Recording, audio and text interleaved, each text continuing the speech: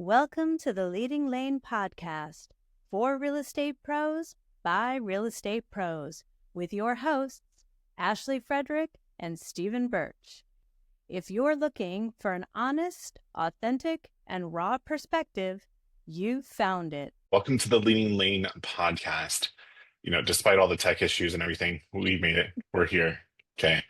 Today, I feel like we always say like the market is weird, everything's shifting, but specifically still listings, right? Like they're kind of just hanging out there. I feel like at least here in our market, sometimes they fly off the market and then it's like all of a sudden there's a complete halt. Do you have that same issue, Ashley?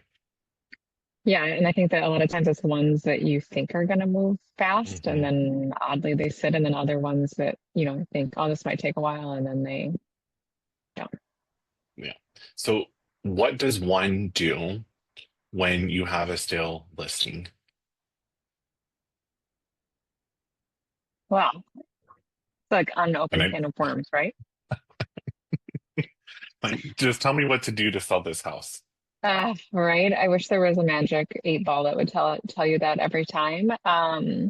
It's tough because we can't always have any control over like some influencing factors, right? Maybe that's like for here when it was like -50 2 weeks ago, like things halt, etc. Right. I think sometimes there's things you don't have control over, like the weather, obviously, hmm interest rates, what's going on in the world. Government Like, shutdown. yeah, right. Like we just can't see that in our crystal ball, hmm unfortunately. I also think that everyone likes to just say that it's price too, which I don't always agree with. Sure, just sometimes I think that price is an issue, but when you do like legitimately have like very good comps and things are just sitting, like it lends me to believe that there's just a market staleness, if you will.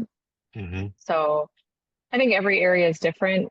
Our area is maybe like, I don't know, 50-50 on open houses as to hmm whether they're attracting a lot of people. I think, really big cities have a lot more traction. They'll get 10 to 20 people through their open house or more, where we might see like 2 or 3.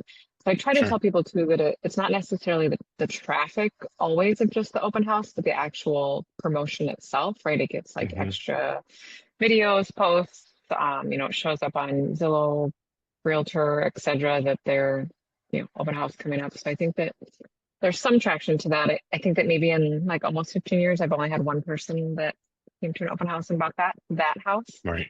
Right. Um, so there's other options. Um, I don't know. How do you guys see open houses in your market? I think that agents when they first get started, they're so, oh, great, gung ho, let's do it. But then since they're not getting the instant gratification, then they taper off really quickly, right? For me, my personal opinion, right, in our market, not a lot of people do them. So that sets you aside right there. If nobody else in your market is doing it, great. That's a great opportunity for you to be even more noticed. And my personal opinion is you're not really there to market that house. Yes, you are. I get it. We're representing the seller. We're making sure that we're getting buyers through the door. But in reality, what you're doing is you're marketing for the next seller because you know there's going to be somebody else in that neighborhood that is going to be putting up their house on the market. So I don't go into open houses and I try to make sure that you're not going to open houses for the instant gratification. It's the long haul. It's getting your name out there. Um, but I do love being able to have analytics for my seller on those stale Mhm. houses. So if I have done multiple broker opens, multiple public open houses, and all of these different things that I'm doing, like what else can I do at that point? Because sometimes I don't know if you've ever had a seller point fingers at you that it's your fault that their house is Never. your fault that the house is not selling. So I think you have to be able to go through your toolbox, if you will, all of these different things, marketing tactics to ensure that you're pulling out all the tools. And you should be doing that anyway with all your listings. It shouldn't just be a pick and choose based off on price or who it is. Like You should be doing the consistent marketing the same across the board on every single listing, and regardless of what it is. So I know I kind of went on a tangent there. Did I answer your question? Kind of. One thing I think too is that I think sellers might be misled as to what an open house means. So Mhm. I think like they think that if you don't do one, that you're not servicing the property. And so I Mhm. like to try to address that in the actual listing presentation itself as that like Mhm. happy to do one, but just know that it's not really probably the most beneficial of our time, or it will get traction, etc. But really it's other marketing, etc., that we can focus on to try to bring more traction.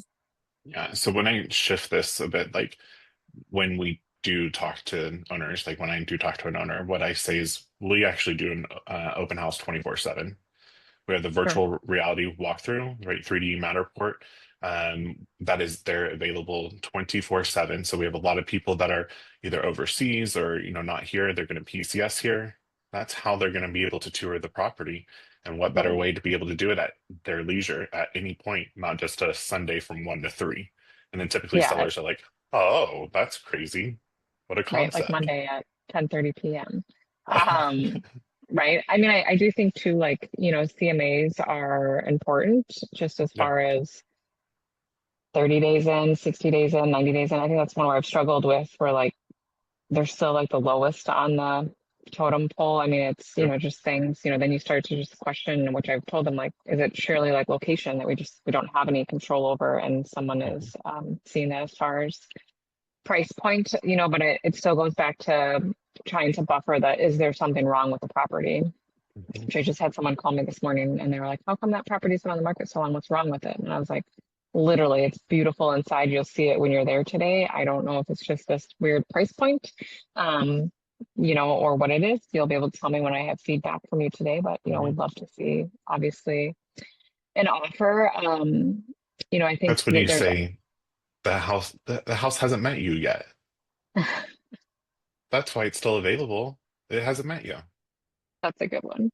I'll remember that for the next one. I think that there's other things you can do too. I think we might have talked about this one time, but even just like updating the description, Hmm. it just comes across differently. That's supposed to help with Zillow and SEO searches, those types of things.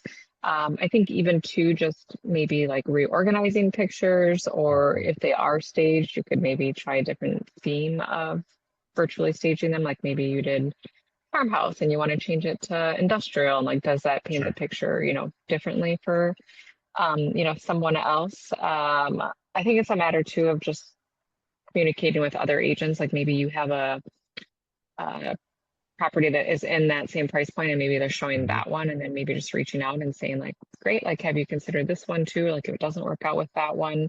So I think trying to just be in tune with the market and what other else is going on, and I think you have to just sometimes be like brutally honest with sellers too, and that like maybe the house was occupied and now it's vacant and it looks Hmm. different, and maybe we didn't see all the scuffs in the paint when they were there, and now either that or the stains in the carpet. So trying to figure out like what is keeping it on the market. Are there little things that they're willing to do as far as some of that paint, stretching the carpet, whatever that might be? And if they're not, like, is it time to consider a price reduction? So the question was really, what do I do to sell the house? Now let's flip it. What not to do. I'm going to give you my pet peeve. I don't know your stance on this, so we'll see where this goes. It drives me flippin' nuts when an agent just wants to pop off the listing and throw it back on in 30, 60 days, and nothing Mhm. has changed with it whatsoever. Like, what are they accomplishing with that? Like, I don't understand it. So I guess I should first ask your opinion on, do you do that? I don't. Um, I don't quite understand it. It is a popular method here.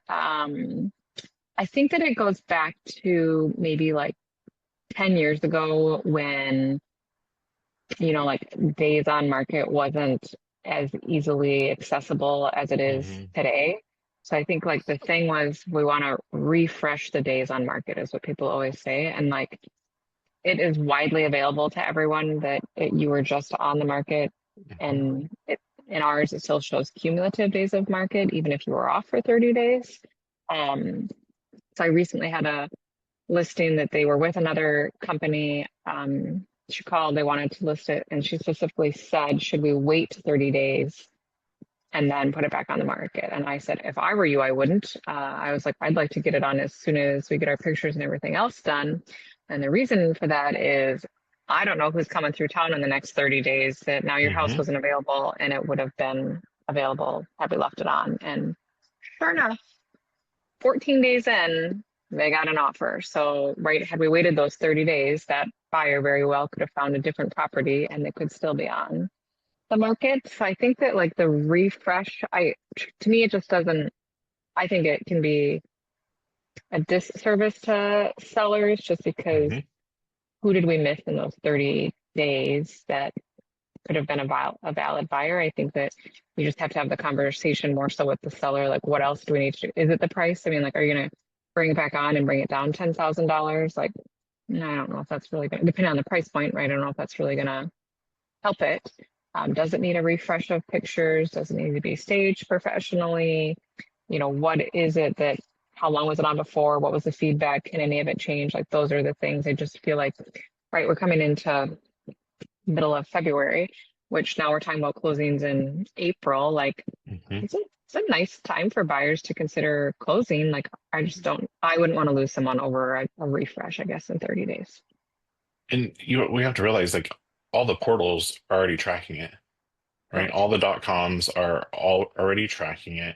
It's pulling off, and I mean, Zillow is part of the MLS. Like it's syndicating everything together, so it's getting that data and it's publishing it, right? Like I just don't understand it. I do think that that's kind of an easy button for agents to be able to just hit real quick and say, oh, this is going to help, versus maybe addressing what the real issue is. Because if we're getting the traction online, we're getting the views, we're getting the eyes, and we are getting some showings, like maybe the house smells horrible. Maybe it's something a physical in-person type of the feedback that you need to see. What do I need to do? Like when was the last time you walked through the house with fresh eyes or fresh nose, fresh senses to be able to see, is this something else going on that I'm not picking up or I didn't pick up when before the sellers moved out or whatever the case may be. But yeah, no, I don't think that you're doing justice at all for yourself or for the other person. I actually think that it makes it look kind of bad, like wishy-washy of, well, does the seller actually want to sell? Because they keep on pulling it off the market, putting it back on, putting it off. Like, I don't really want to go through negotiations if they don't know if they're wanting to sell. So that's my immediate gut reaction to it. I don't know. Like, it's just, it The gives me other an thing ick. that is the ick that gives, but here is right because we live in cold temperatures, so like signs are hard to remove. Mm. So what they do is just remove the placard, and then the actual like tall sign stays in the yard. I mean, if you're not willing to pull your whole freaking sign out of the ground, like, come on. Like, and that's not Yeah, really like you're not pulling it. I don't know. Whatever. That's a little yeah. strange for me. I don't, again, like not, I think it looks tacky. So like I was on a community tour the other day and I knew that the property had been for sale and that agent likes to take them off for 30 days. And so sure enough, there's just a huge, big old wooden sign in the front yard. And like the client was like, why is there this sign in the yard? And I was like, I'd imagine they're going to be listing their house soon, but like how weird. Like I just feel like it looks tacky to the neighbors. Mhm. I mean, I don't know. Then sometimes I'm like, is that just their way of trying to find an off-market buyer? You know, because why is that sign in the yard, Mhm. but it's missing? So I don't know. That's very strange to me that you're willing, even like for the seller. Like I think that would be weird to like have a half of a sign in my yard. I just think it's Oh, strange. for sure. Well, and I mean, from a broker perspective, right? Broker owner perspective, if I have an agent that was like, oh, I'm gonna pull it off the market real quick, and the seller said everything's fine, this is what we're going to be able to do. Let's say it went expired. That's pulling it off the market. And I know that those are two different things, but it expired, you're pulling it off the market. We'll wait 30 days to relist it. That's 30 days now that you just broadcasted, marketed to other agents, buyers, whoever had eyes on it before, that now it's free game for you to be able to Mhm. go and tackle. What happens? I mean, there are legit automations that are out there that mass send um, what are the snail mail letters? That's what they're called. Letters to the sellers, like, hey, your house went off the market. I have a buyer, trying to get the listing. So you're jeopardizing being able to lose out on the listing in 30 days. So what do you think a seller is going to do if you weren't able to bring a buyer and then you pulled it off your expired and somebody says, I have a buyer? You think that they're going to have the loyalty to go directly back to you and say, gosh, let me help you out, Ashley, because you had it listed before, even though it's not listed with you right now. Yeah, most aren't going to. Yeah, I think it's just a hard pass. It's iffy. It's going to jump all over the place. You're giving too much area of opportunity. And if Yeah, like I'm I think like representing my seller, what if interest rates dropped in those 30 days? Like what if Mhm. they dropped, to something that somebody that was on the fence, you know, Yeah. comes back and then it's not there. And sometimes they'll call the agent, but again, like if it was somebody new to the area and then they were just looking online or right, they don't live in the area and they're only looking at what's there, like they've just, I mean, again, like lost out on a very well deserved property. So, Mhm. I think why do you think that agents have a hard time just telling sellers what they think the actual issue is? Because they don't like confrontation. They don't have the True. cojones to be able to tell them the brutal truth, right? Like, I think that there's a way to package it to still be able to tell them the reality of what it is. Like, yes, it's their house. Yes, they have, emotional attachment to it, but also they're hiring you to be the professional. So if that hot pink wall or whatever it is completely wild, like mine, there's a mural in one of them, one of the listings, and it was in the, I can't remember where it was, but we were like, yeah, you gotta go ahead and let's touch that up. Paint Let's that. go ahead and paint that over, right? Because you don't know what the perception is going to be on the other side. Make it to where that they can see and envision their stuff in here and then living in here. So I think that's probably the main thing. Um, just having the conversation. They don't like the confrontation.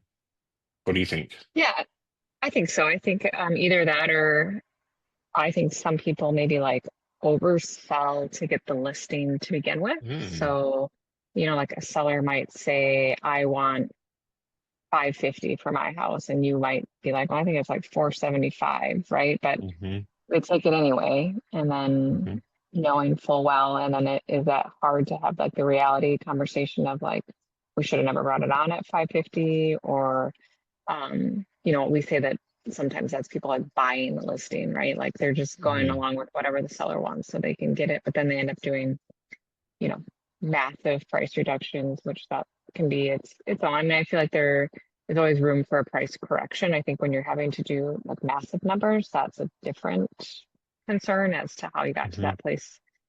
But I think that some of it could be just maybe the agent didn't do their homework right away, or maybe the CMA they used was from a year ago and things Sure. aren't what they were a year ago. So that's why I think if you can have information, I just always like to provide like more information than maybe they want. But just like these are the comparables. This is how long it took. This is the price they were at. Like kind of speaks for itself. hmm And sometimes there just are sellers that it doesn't really matter what you tell them anyway. They Yep. might just not listen. So you kind of have to just know that you've done your best to tell them that. And, at some point in time, you'll just have to say, like, this is what we've talked about, but like, you're the one that's gonna have to pull the trigger to make this happen. Absolutely. One thing that you said that I've never heard, buying the listing for the agent, Yeah. Hmm. uh, stealing that 100% because that happens all the time. Like they're great at sales and just Mhm. agreeing, like being the order taker. So of course it's easier to be able to get that listing. That's beautiful. You should coin that because I've never heard that before. Right, Buying a yeah, I mean, listing. that's what I think it is, right? Like when they go in and they tell them that, yeah, sure, you can get that price for it, right? And then I'm the one that came in and I'm like, I don't think we can get that price. Well, of course they go with the other Mhm. agent, and then I mean, I always kind of chuckle to myself when you see it sell like 6 months later for the price that you told them that it would sell for. So yeah, we call it buying the listing. Love it. Do you have any other, I mean, I know we both have a lot of pet peeves, but specifically stale listings, no-goes, things that agents shouldn't be doing just because it's a little stagnant. Um, I mean, I think also like giving up on it either, right? Like I think Yeah. that some people just kind of like, well, like it's just not going to sell. And I think again, patience is a virtue, right? Sometimes it Mhm. is, you have to wait it out. So I think just knowing like if you're confident in your numbers, you're confident in what you've told them, like it's just sometimes it's a waiting game, and it's Mhm. okay if you've kept your seller up to date and explained that to them. But I also just think making sure that you are doing the CMAs. I mean, right? Because it changes every week. There's new things that are on the market. There are new things that sold. So did an active that you used in your CMA now sell and it sold for Mhm. $20,000 less? Well, that's going to affect where we're at. So I think it's just a matter of, knowing your numbers and being confident in yourself and just knowing that, I think people like you said, like to point fingers or it's their fault or Mhm. whatnot. I'm like, it's no one's quote unquote fault. It's just a matter of trying to keep up with the changes and Mhm. making sure that you're communicating those. Absolutely. And I think communication is key. Having conversations, getting the true updates, even if there is no update, that's an update, not just being quiet, because I think that's where then sellers do get angry because they haven't heard from you. So make sure that Right. you communicate with them too. So, any last words of wisdom for us? Well, I mean, we're middle of February. Things are going to start to turn around. So just, if it's a little stale or stagnant, keep your head up and keep on doing what you do best and connecting with people, and it should turn around. Love it. Well, thank you for tuning in for the Leading Lane podcast and tune into the next one. If you've enjoyed today's episode, please like, subscribe, and share with others. Stay connected for more genuine insights and strategies to boost your real estate career on Facebook or check out our website. We'll see you next time.